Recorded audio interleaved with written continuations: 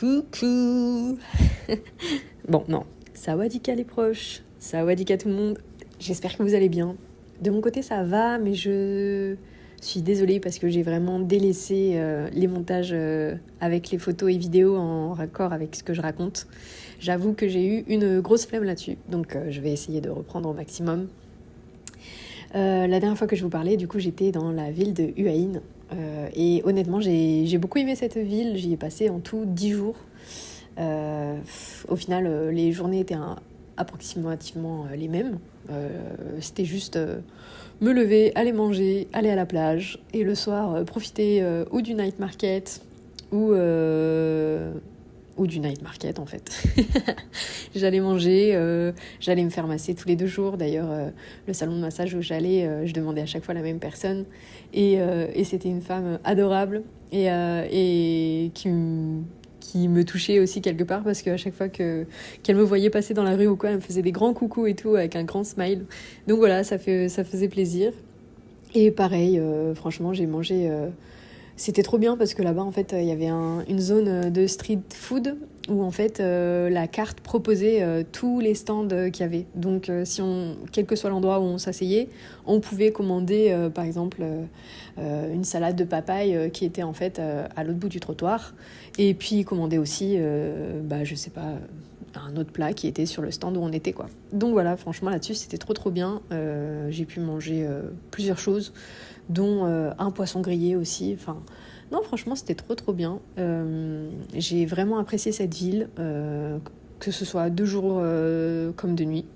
La journée, j'ai apprécié aussi me balader et découvrir les restaurants locaux ou alors les petits commerçants avec des souvenirs. J'ai trouvé des choses pour mon neveu, donc je suis contente. Là où ça devient compliqué, c'est que j'ai de plus en plus envie d'acheter des souvenirs. Sauf que j'ai toujours le même sac, que j'ai pas envie de m'encombrer plus avant mon retour en France. Mais ouais, ça y est là. Autant ça, au début du voyage, ça me faisait pas du tout ça, ni dans les autres pays. J'arrivais à me dire, je vais acheter des choses, mais qui prennent pas de place dans mon sac et qui sont pas non plus... au niveau poids compliqué. Et là, ça devient de plus en plus dur de résister. Donc voilà, bref, ça c'était une aparté. Et sur la ville de Hue Ain, j'ai kiffé aussi, pareil, me balader dans le marché local. Ça, c'est un truc que j'adore, franchement. Que ce soit sur les stands de nourriture comme sur les stands de vêtements ou autres, j'aime trop. J'aime trop parce qu'encore une fois, c'est vraiment à la locale et on voit les habitudes des petites personnes, ceux qui achètent leur nourriture, ceux qui vont faire retoucher leurs vêtements, ceux qui achètent des bijoux ou autre. Enfin, j'aime trop. Et c'est d'ailleurs comme ça que j'ai pu aller vers une dame qui avait un petit coin pour recoudre les vêtements. Et j'ai demandé à faire recoudre un vêtement à moi et apparemment ce jour-là sa machine à coudre ne fonctionnait pas, donc elle m'a dit on s'est compris mutuellement comme ça sans avoir la langue commune, mais elle m'a dit en gros que la machine ne fonctionnait pas et donc qu'elle allait recoudre à la main. Et j'ai dit oui, pas de souci. Et du coup elle le fait, elle prend le temps de le faire et tout, et ensuite elle me le redonne et je lui dis merci, combien je vous dois? Et là elle me dit non, rien, parce que ma machine ne fonctionne pas.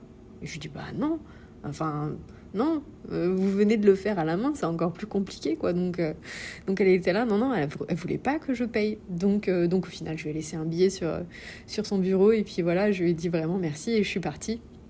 Mais encore une fois, la gentillesse des Thaïlandais, c'est incroyable. Voilà, franchement, incroyable. En tout cas, voilà, Hue Ain, ça a été un coup de cœur. J'ai beaucoup aimé.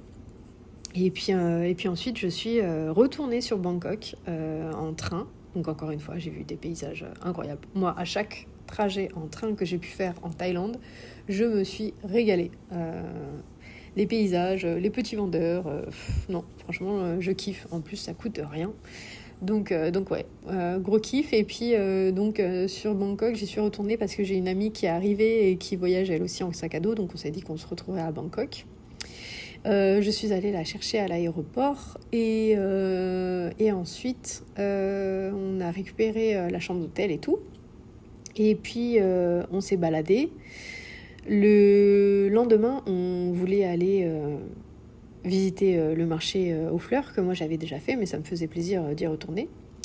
Et donc, on a marché comme ça et on n'a jamais trouvé en fait le bus qu'on devait prendre, ou en tout cas l'arrêt de bus. Et du coup, on s'est rabattu sur le bateau, puisqu'à Bangkok, on peut prendre le bateau pour traverser une partie de la ville aussi. Donc, c'est ce qu'on a fait. Et arrivé au marché aux fleurs, voilà, on s'est baladé et tout, c'était sympa. Et ensuite, on est allé se poser pour prendre une boisson fraîche. Et c'est là qu'on a entendu les gens parler autour, voilà, que c'était un truc de fou, que la piscine avait débordé sur le toit du building, machin, nan, nan. Donc on comprenait pas. Et c'est là en fait qu'on a eu connaissance qu'il y avait eu un séisme et que ça avait bougé dans certains endroits de Bangkok. Sauf que nous, on n'a rien senti. C'est un truc de fou.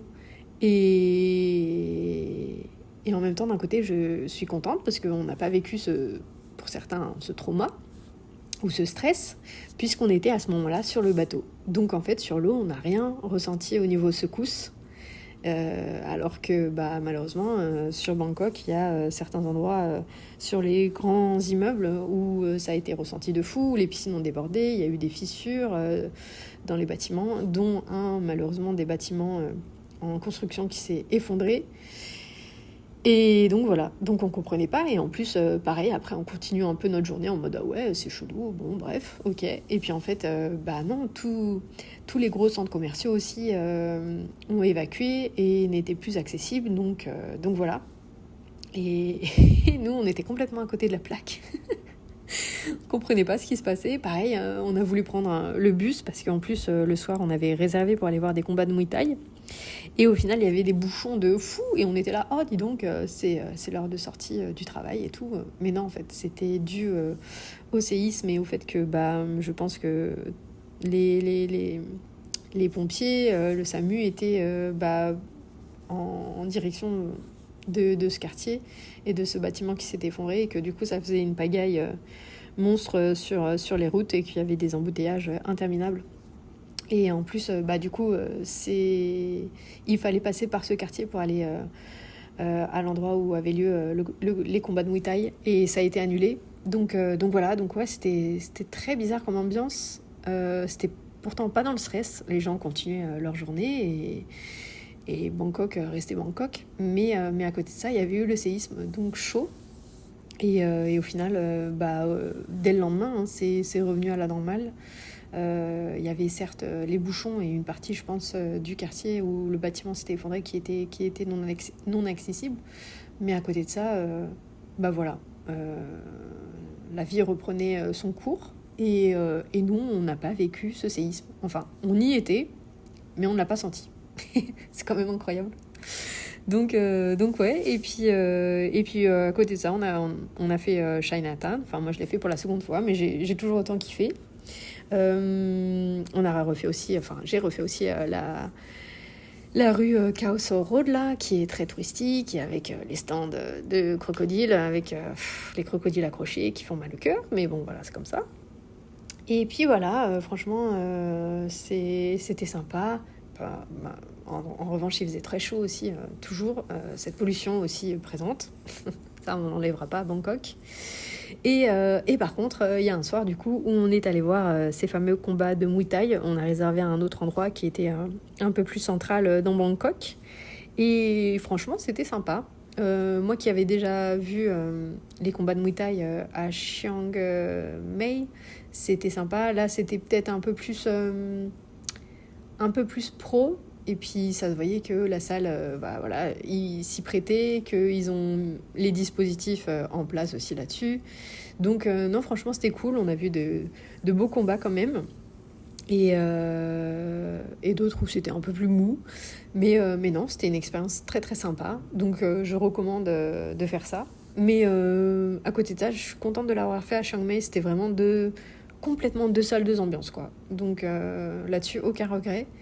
Et puis ensuite, moi du coup, je suis partie en direction de la Malaisie Donc je n'avais pas pour projet de visiter le sud de la Thaïlande. Donc en fait j'ai pris un train jusqu'à Chumphon, un truc comme ça. Je sais pas comment on dit le nom de cette ville. J'y ai passé une nuit. Il n'y avait rien à faire, clairement. J'y suis allée en train. J'ai passé une nuit là-bas. En plus, il y avait beaucoup d'averses. Donc, je ne sais pas si c'est le fait de descendre de plus en plus vers le sud. Mais en tout cas, c'était hallucinant. C'était que ça. C'était averse, grosse pluie, paf, ça se calme. Puis, grosse averse. Donc, voilà. Donc non, j'ai juste passé une nuit là-bas. J'avais pris 2 nuits à la base, mais en fait, j'ai réussi à choper une place pour un train couchette pour aller vers Athié, qui est la ville à la frontière de la Malaisie. Donc j'ai fait ça. Je suis partie, j'avais mon train à 23h30. Donc en fait, comme ça, j'ai pu profiter de la chambre d'hôtel et puis me poser et tout. Et à 23h, je suis partie. Et puis le train couchette, comme ça a été une expérience parce que je l'avais jamais fait encore dans les trains thaïlandais. Et franchement, c'était cool. C'était très spacieux. J'avais une banquette, un lit en bas. Malheureusement, j'avais un lit qui était collé à la porte de sortie du wagon. Donc c'était très bruyant à chaque fois qu'il y avait un arrêt. Puis je sais pas pourquoi en plus les Thaïs se attendent et étaient à cette porte, mais au moins 45 minutes avant l'arrêt. En plus, il parlait fort. Mais bon, voilà. C'était quand même agréable. Et puis le matin, je suis arrivée dans cette ville à Athié. Et que j'avais déjà fait il y a 2 ans en venant avec mon ex, mais que je n'avais pas du tout aimé. Et là, pour le coup, j'ai redécouvert cette ville, ou plutôt découvert, parce qu'à l'époque, on ne l'avait pas vraiment visité avec mon ex.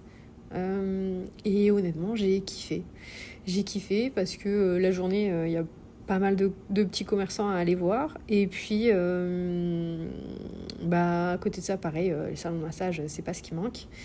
Et puis le soir, surtout, en fait, il y a le night market vers le McDonald's, là, et avec souvent aussi des petits groupes qui chantent sur la place. Et franchement, ça fait une ambiance très agréable. Moi, j'ai passé du bon temps et du coup, j'ai même réservé une autre nuit pour y passer un peu plus de temps. Et j'ai trop kiffé. Franchement, j'ai kiffé le night market, j'ai kiffé les petits salons de massage, j'ai kiffé pouvoir décoter des cartes Pokémon pour mon neveu. Et peut-être aussi pour moi, mais ça, je ne le dirai pas. Je retombe dans une enfance avec ça.